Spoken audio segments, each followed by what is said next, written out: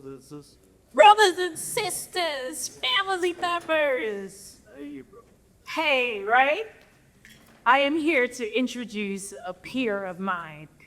This gentleman is somebody that stands out in a crowd because of how he relates to people. Last year when he was here, he told us about his team, and this year he's here to level that up a bit. He is going to talk to us about culture over clones. Why build a team if they can't carry out your vision? Ladies and gentlemen, rise to your feet. Come on, y'all. We gotta give him energy. It's Smitha Lee. Come on, Smitha. We think of him.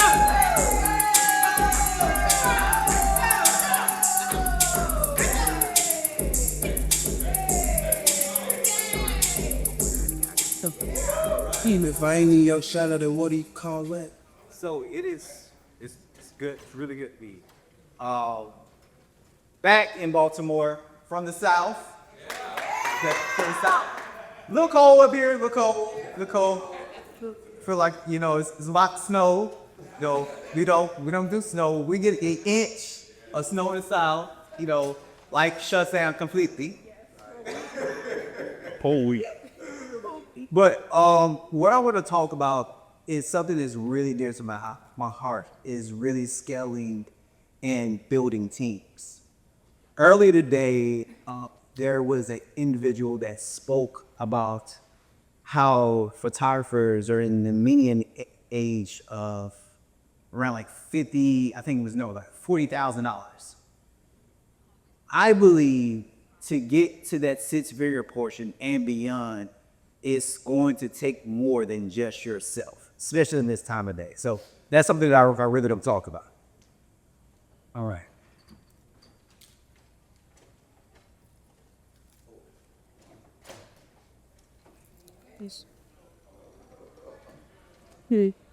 Pause.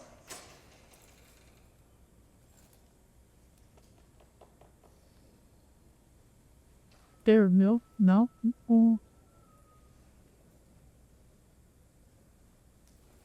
Oh, wait a minute.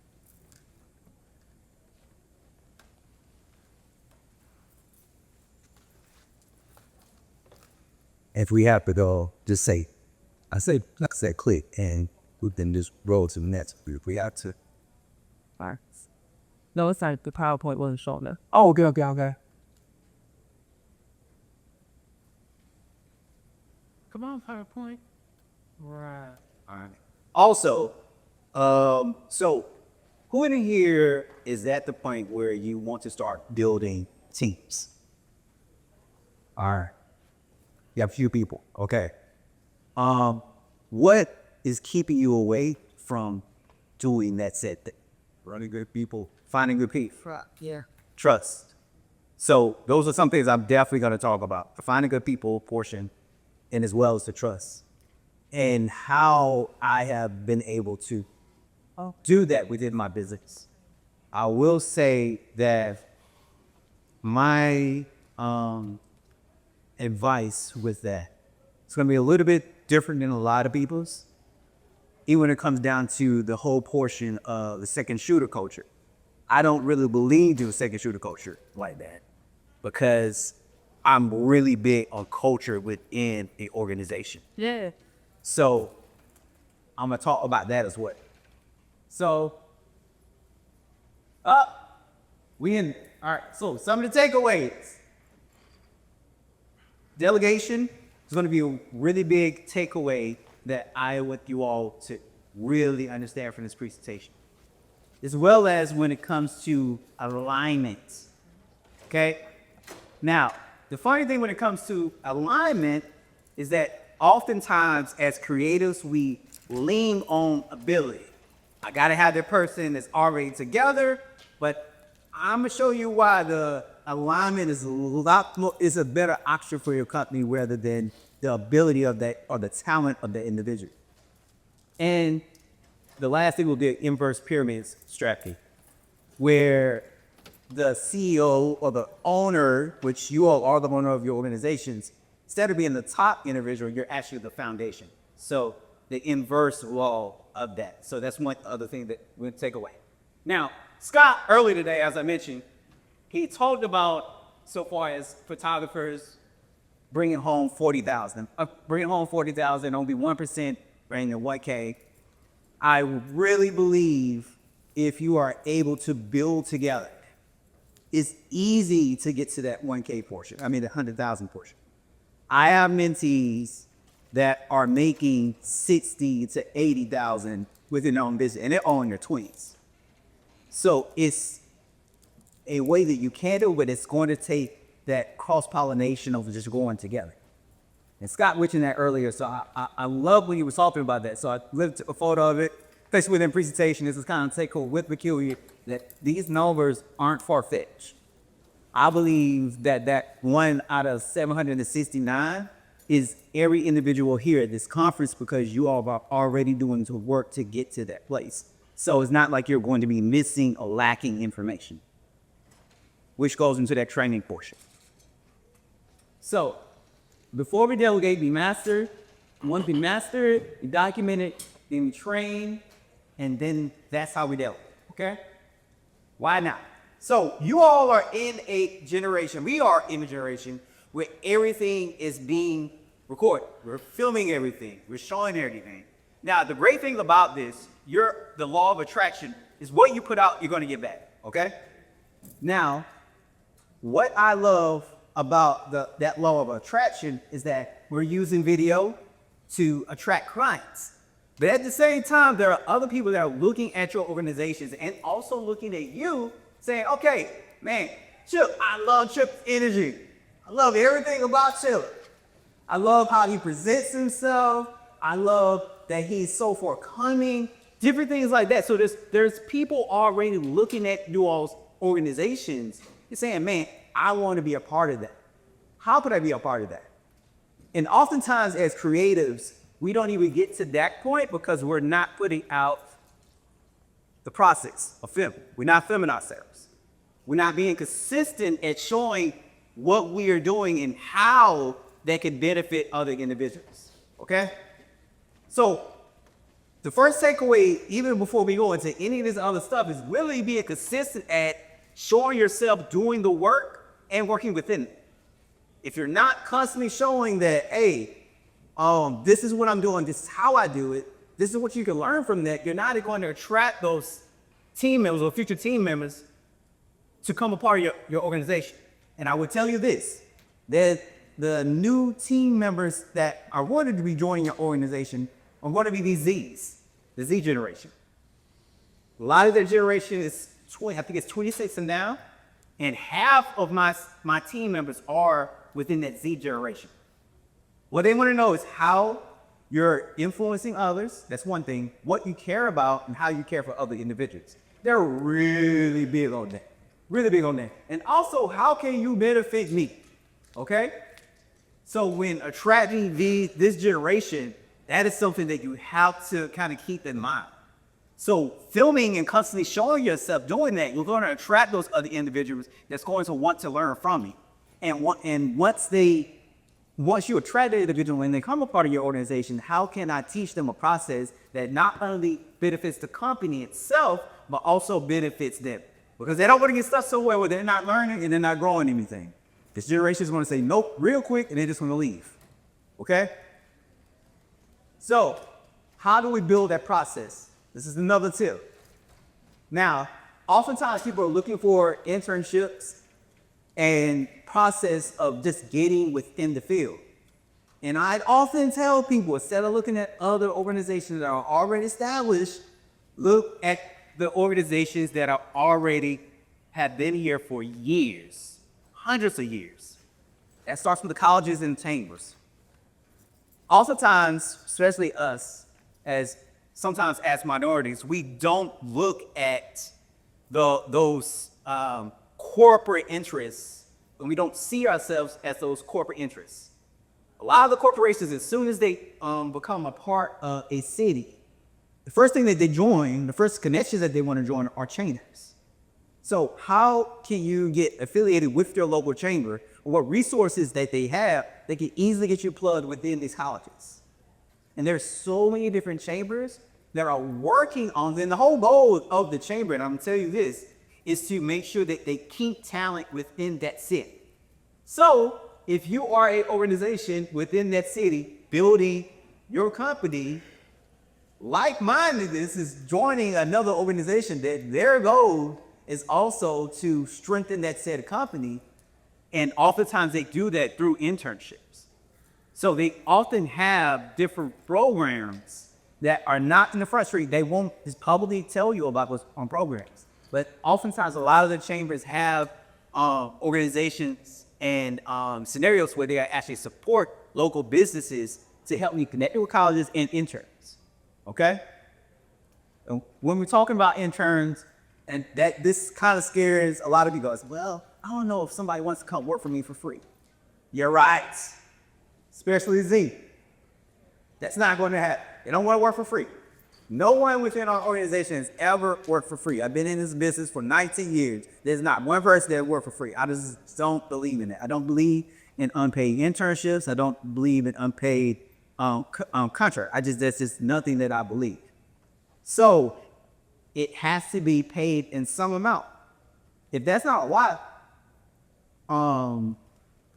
if it's a lot for you so far as to do that, then maybe you're not at that place of scaling. Now, we're not necessarily saying that you have to pay them a whole, $50 an hour or something like that. You start off with, 12, 15. And also your mentorship that you're giving them is another pay source. So this is stuff we kind of think about when it comes to paid internships and how we can kind of look at that. And oftentimes, those individuals are looking for a space where they can corporately fail and learn. Okay? Now, I will tell you this. A lot of the Z's and also some millennials, and I'm in the millennial age, we like to learn so far necessarily on the job. Now, with us learning on the job, that gives us the space where we will be able to understand the job itself. And also, if things fall through, we have a safe space to get correction and to grow from it. So, as you're delegating, you oftentimes have to make sure that your process is set up when that individual, if they make mistakes, then they're caught. But it also covers your business. So give them that safe space. So this is training individuals constantly. And yes, there are going to be mistakes, and there's going to be times where, hey, you didn't do this right. But if you start that correction early, it only leads to that success later on. Now, take your head out to the job. When I'm talking to other individuals about scaling their company and bringing on teams, this is oftentimes the part where people, when it comes to the creative field, it still want to have their hands in every single thing. I'm going to give you all an example of literally something that just happened like last week. So, yeah, the multiple weddings going on last weekend. About three different weddings that were going on. My Columbia team,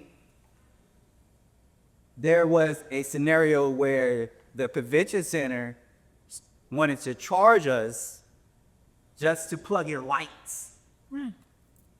I ain't never heard of that before. I said, you gotta charge us for lights and energy? that was Duke me. We've been in that location for a while. We've shot at a location a lot. We've never been told that. So that was new. I told the lead, said, hey, whatever the best decision is, guaranteed that you're gonna make.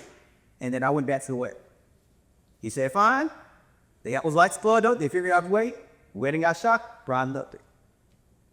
So you have to be able to trust that the advice that you have given your individuals that are leading your company, that you're empowering them to actually take ownership. Oftentimes as creators, what we do is we're constantly meddling, we're constantly trying to say, hey, well, you should do it like this. And this is something that helped me in my process of scaling, where oftentimes in the early stages of my business, I wanted every individual that was a part of my business to be just like me, to run the company just like me. Now, we have twins in here. They are not the same. They grew up, they have two totally different personalities. Okay? So we just talk about like this twins itself. Like people that have been with each other all their life, and they still end up not being the same. So if you're telling me that even twins are not biologically the same, how can you make someone that has not been in the same culture for you exactly like you within your business? It's not going to happen. And I learned that when I'm teaching people within my organization, if I get them to at least 60 to 80%, and 80% is just like, those are like the leaders within my organization. But those who are down the leadership, but getting ready there, they may be like 60% of the way. That is fine. Because the other 20 is them actually taking their ownership and making things how they creatively see it. So I give you the foundation. I give you how we should run things within our organization. This also goes back to systems. And I have to be okay with allowing them to create within those boundaries. This is something to kind of think about when it comes to running your organization. You're never going to have a person that is exactly like you. They're never going to be exactly like you. It's just not going to happen. And oftentimes as creatives, we fear that because it's our baby. And oh man, that's even thing. Babysitting. Mama. Let's talk about mama. When we let mama have our kid, sometimes the baby got chocolate, they come back. They got eating things that you know it shouldn't be. And the mama's like, oh, we got the baby to be fine. But you trust it. Same thing with your organization. When you're running it, you have to be able to just trust them to make the wise decisions with your baby. Okay? Right. So again, I cannot state this more. Hire for alignment, not for ability or talent. That goes back to what I was stating earlier. Delegation. Okay? Also, mastering what you have done. If you have mastered what you have done, then you should be able to teach them how things should run within your business. Give you all an example. I had a 18-year-old that joined our team this year. Last year we went to our internship program. And I'm going to talk about how we do onboard later. He started with us, not doing any studio work, not shooting, anything like that. To where he's quickly becoming one of the stars within the company in 6 months. I taught him the basis. I taught him how we do lighting, the aesthetic of how we do things. And he took that and ran with it. And also within his own business. Take this, man's up to 62 sessions already since January. 18-year-old. His whole goal, I wanted it. Again, he said, I want to be a full-time photographer. That's what I want to do. Okay? So again, alignment. And this is a team that he has a slight stuttering problem, wasn't in the best classes and stuff in school, a lot of that stuff. Culture itself kind of threw him away.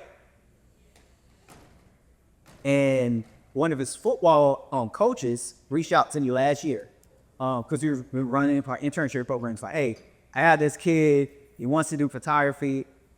I know she's a sharp kid. Maybe I had the best grade. I don't even want you to look at that. I'm not even going to send you that. I just want you to just take a chance. Did. And he's turning out to be phenomenal. So it's going to take you looking past some of the things that we often think about when it comes to, again, other organizations, how they look at, and I kind of learned this when, 'cause I used to work this institution where they did recruiting for colleges, where a lot of the Fortune 500 companies would not care if you made A's and D's within college. They didn't care if we had a 4.0 of a lot of organizations that I was talking to. They negated all of them. First thing they looked for when they were doing onboarding was basically how strong were your soft skills? Can you communicate? How good is your listening?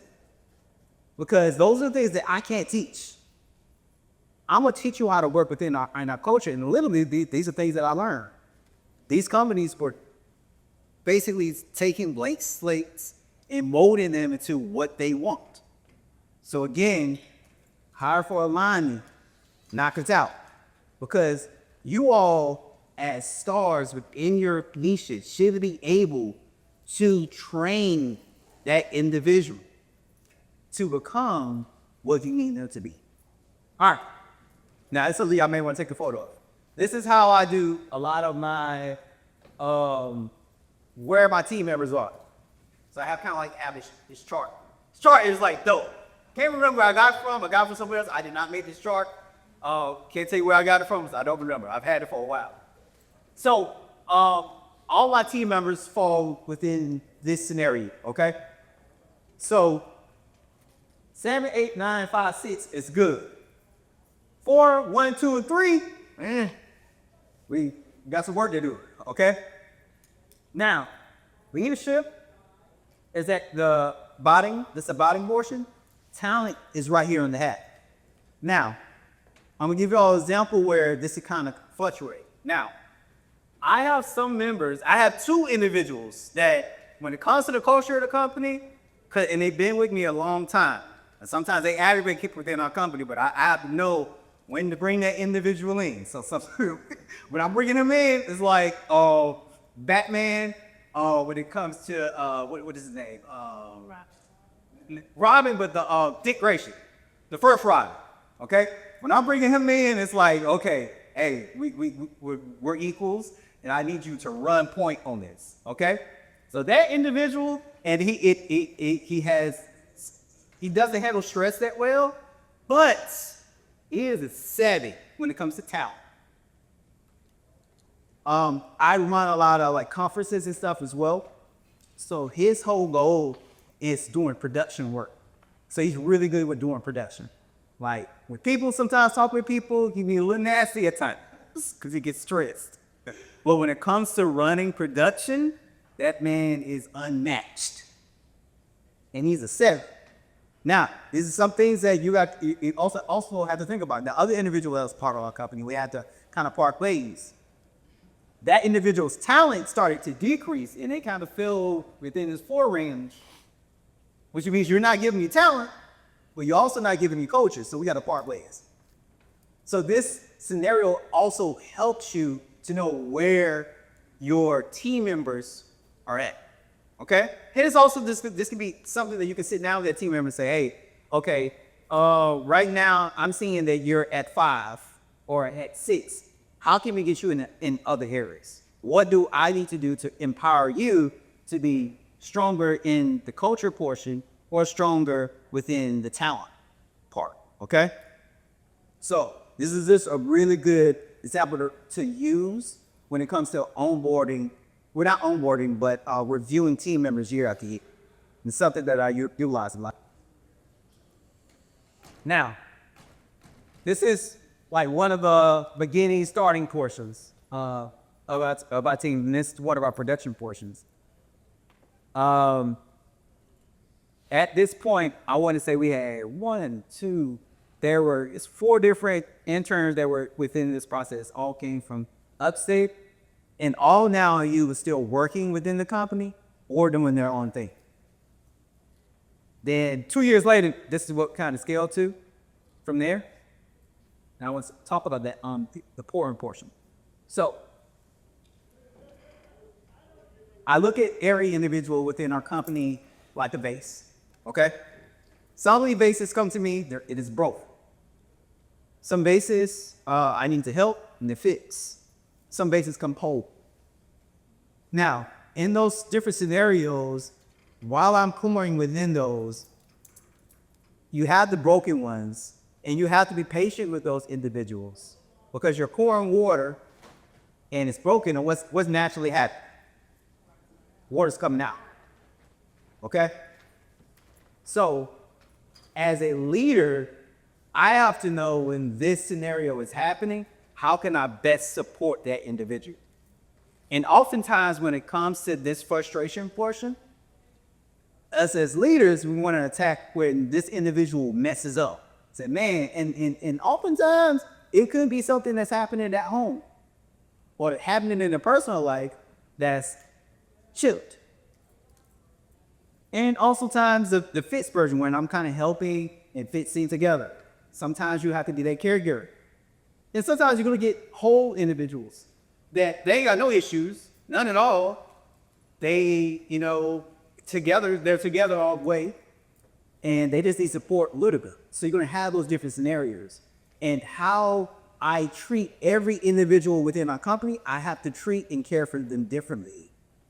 There's never a blanket approach for when it comes to leadership. I can speak differently to every single person within our organization. And I think that's oftentimes where organizations start to kind of falter, is that we have this blankly list of approach where, well, policy-wise, this is what we should be doing, and this is what you should be doing. Not knowing that how I'm supporting this individual is going to be totally different. There have been times where we've had to support individuals who were helping cars, evictions, we've had divorces, a lot. And how I'm supporting that individual is differently in every scenario. You have to be willing and open to that. Now, and I'm missing some people because I couldn't put it all together, but this is a lot of our mentees, a lot of the mentees that I've had in the past and present. Great thing about it is that they're all in different places, and some of them are still with me as well. So I have a whole other list portion that I got to add on, but just to give you a frame of reference. So this individual right here, Todd, loved photography and everything, got with us because that was his passion, but he also loved the art of taking clothes and reselling those clothes. Oh, he's resale. He's a reseller. So he took what he learned. He's with us for like 3 years, took that, and now he has a reselling business. That's phenomenal. JB, Javors, right here at the top. This is not Marshanovich. It's, no. So I don't know if you all remember the BET show that was Soul Train. Javors was actually the runner-up to Don Cornelius. So the guy that was over Soul Train. And right now he's on set for another film I can't talk about because he would be mad. But he has another really, really good film that he's on currently. He's with us photography-wise, just doing production, behind the scenes, just learning, and kind of winning today. Jeremiah, like y'all been knowing him, you see him speaking last year. Jeremiah has a phenomenal business at the moment. He's still doing photography, has his own business, has his own studio. We're in St. Louis. His studio is like, I always say 2 minutes away from my studio.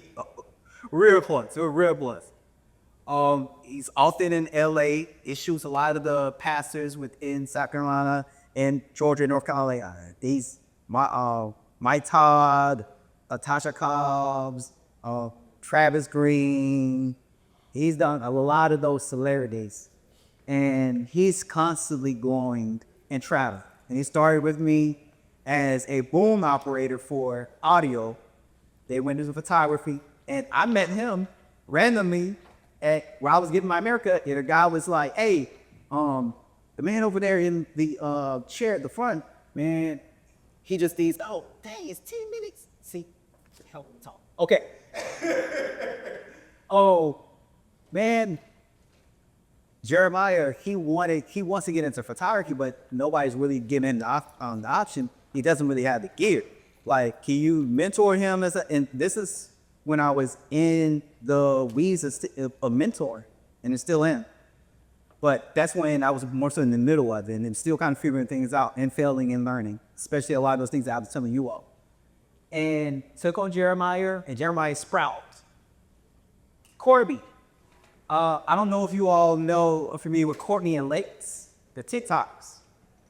So Courtney, she wanted to get into videography, became a part of the team, and her fiance, I told her, I said, "Dang, you all have a really strong like connection. I think a lot of people would like to kind of see that stuff, and you all were just fun.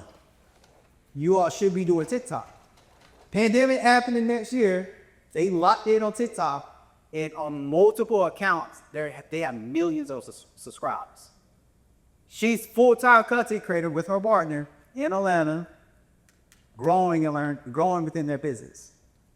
So what I'm saying here is that, yes, a lot of these individuals come with me for a season, they get what they get, and they go on.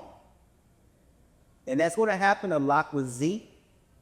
But there are always going to be those individuals that are loyal to the company because you were loyal to them.